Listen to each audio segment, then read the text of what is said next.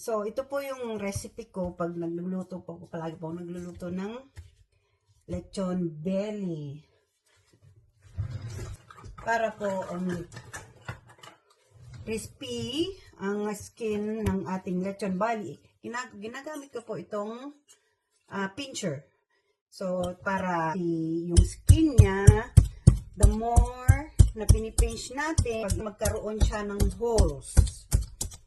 So, ito po yung ginagawa ko para one way para magki-crispy yung balat pag nilagay natin siya sa oven.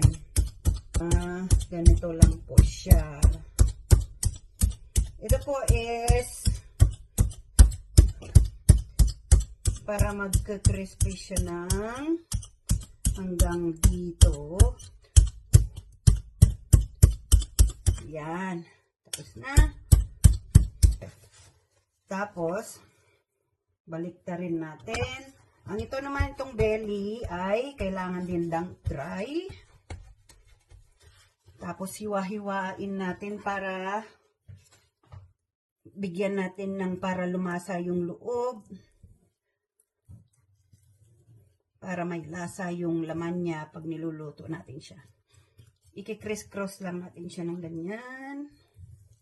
Natin bago natin ilagay sa ref ng 24 hours. So, ginaganon natin siya. Dry natin para walang tubig na nandyan. Tapos niyan, lagyan natin siya ng liquid seasoning. Panlasa niya. Okay. Natin siya ngayon ng salt. Depende po sa inyo kung kadaming salt nyo. Make it sure na hindi lang siya madami at baka maalat. Ground black pepper.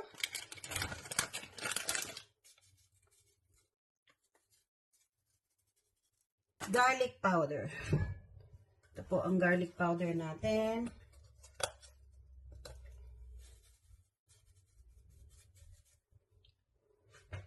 Para bumango ang ating lechon belly. Okay, saka natin i-massage siya.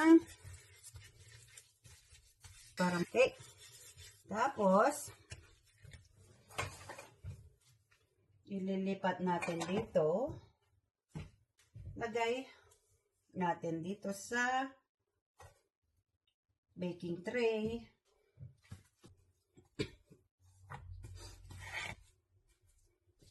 Okay. Si belly po, mas lagyan natin siya ng lemongrass. Ito po is napalo na siya para okay, lipat natin dito. Okay.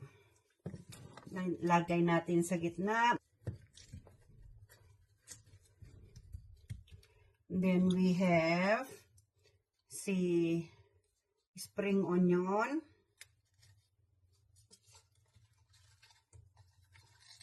Lagay din natin dyan. Tsaka onion. Okay. So, ihilera-hilera lang natin siya dyan.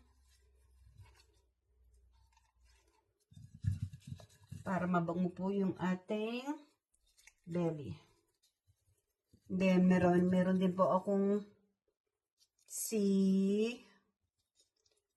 garlic.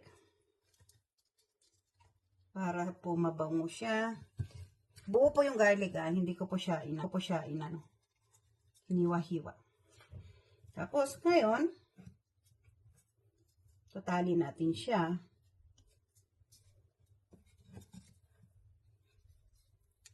Para magiging siyang mag-roll siya. Okay. Usually, gitna pong inuunan natin para mabalanse natin.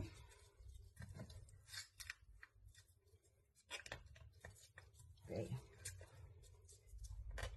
Ang pagtali po, hindi po masyadong mahigpit. Kasi pag nagbe-bake po tayo, magpa-puff po yung skin.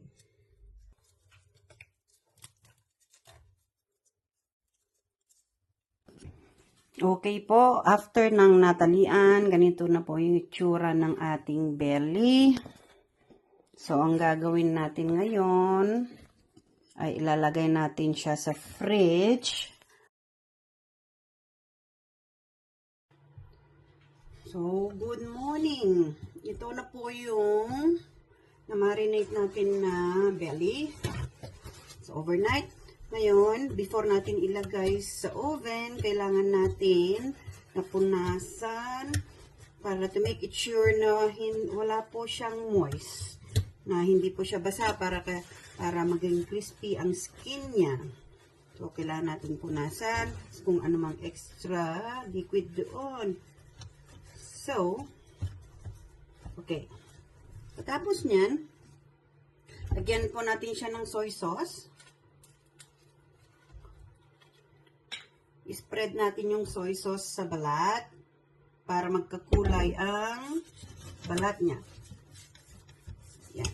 Importante po na yung tray na pagbabakan natin is may rack. Yan siya. So, ready to bake na to. Na-preheat ko na po yung oven sa 350 degrees Fahrenheit. Okay. Before natin ilagay, maglalagay po tayo ng 2 cup na tubig. So, 2 cup ng tubig sa ilalim ng rack. Para po habang nagbe-bake siya, yung sa loob is juicy. Ito yung paraan na para magiging juicy yung laman while yung sa labas is crispy. So, ngayon, ready na ang ating oven. Na-preheat na po siya sa 350 degrees. So, ilalagay natin ngayon sa oven for 2.5 hours. Ilalagay natin sa oven. Okay po. Then, iset natin timer natin siya sa 2.5 hours. Pagkatapos ng 2.5 hour, babalikan natin siya.